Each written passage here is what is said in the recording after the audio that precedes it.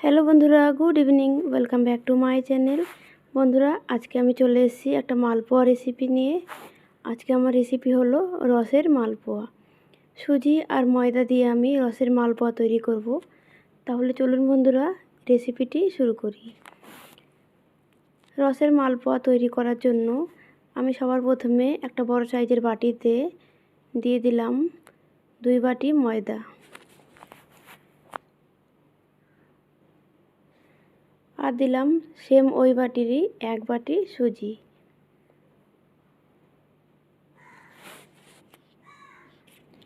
আর দিয়ে দিলাম আমি 1 বাটি গুঁড়ো করা চিনি।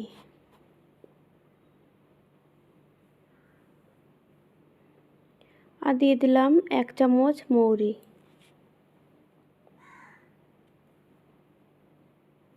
সমস্ত উপকরণ শুকনো অবস্থায় ভালোভাবে মিশিয়ে নেব।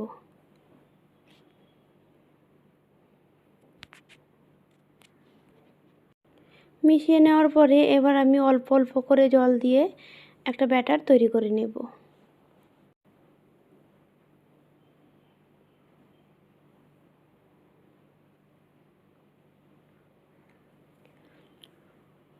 ব্যাটারটা আমার তৈরি করা হয়ে গেছে। এটাকে আর বেশি ঘন করব না, এরকম পাতলাই রেখে দেব। এবার ব্যাটারটাকে আমি ঢাকা দিয়ে আধা ঘন্টার জন্য রেখে দেব। ততক্ষণ আমি এখানে চিনি শিরাটা তৈরি করে নেব। একটা কড়াইতে আমি 2 বাটি চিনি দিয়ে দিলাম। আর ওই বাটিরই আমি 3 বাটি জল দিয়ে দেব।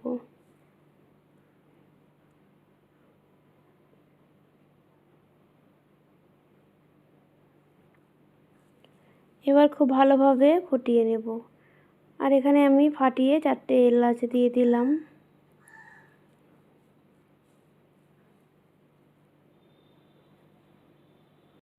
চিনি শিরাটা তৈরি করা হয়ে গেছে। এবার এটাকে আমি সাইডে রেখে দেব। প্রায় আধ ঘন্টা পরে আমি ফিরে এসেছি। ব্যাটারটা আমার পুরোপুরি রেডি হয়ে গেছে। এবার খুব ভালো করে একবার হাতা দিয়ে মিশিয়ে নেব।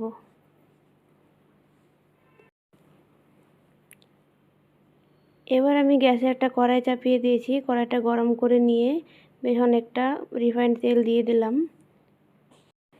তেলটা ভালো করে গরম করে নিয়েছি। এবার আমি মালপোয়াগুলো ভেজে নেব।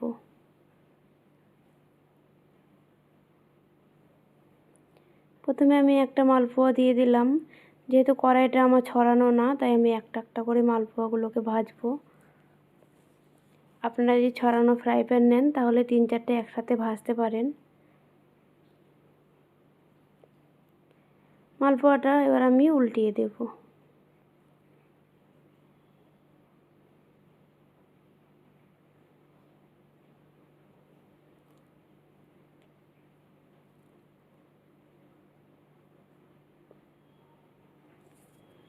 উল্টিয়ে পাল্টিয়ে মালপোয়াটাকে আমি লাল করে ভেজে নিলাম। এবার আমি উঠিয়ে নেব।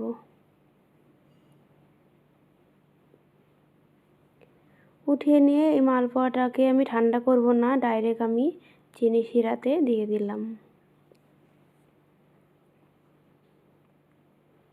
দেওয়ার পরে আমি এপিঠ ওপিঠ উল্টে একটু চিনি শিরার মধ্যে ডুবিয়ে দিলাম। আবারও আমি একটা মালপোয়া ভেজে নিচ্ছি। সেম একইভাবে এটাও ভেজে নেব।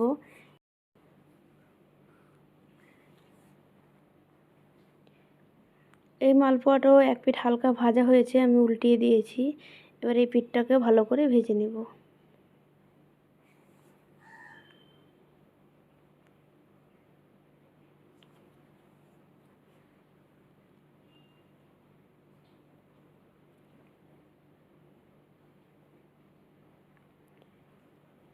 দু পিঠ উল্টিয়ে পাল্টিয়ে ভেজে নিলাম।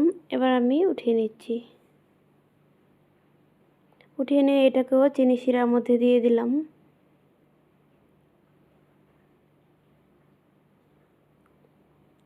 আরেকটা মালপোয়া আমি দিয়ে দিলাম।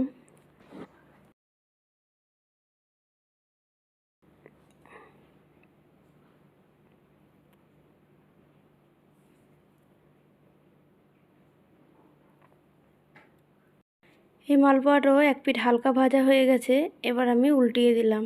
এক পিঠ বেশি ভেজে নিলে আবার পুড়ে যেতে পারে, তাই আমি হালকা এক পিঠ হলেই উল্টিয়ে দিচ্ছি। এবার উল্টো পিঠটাকেও ভালো করে ভেজে নেব।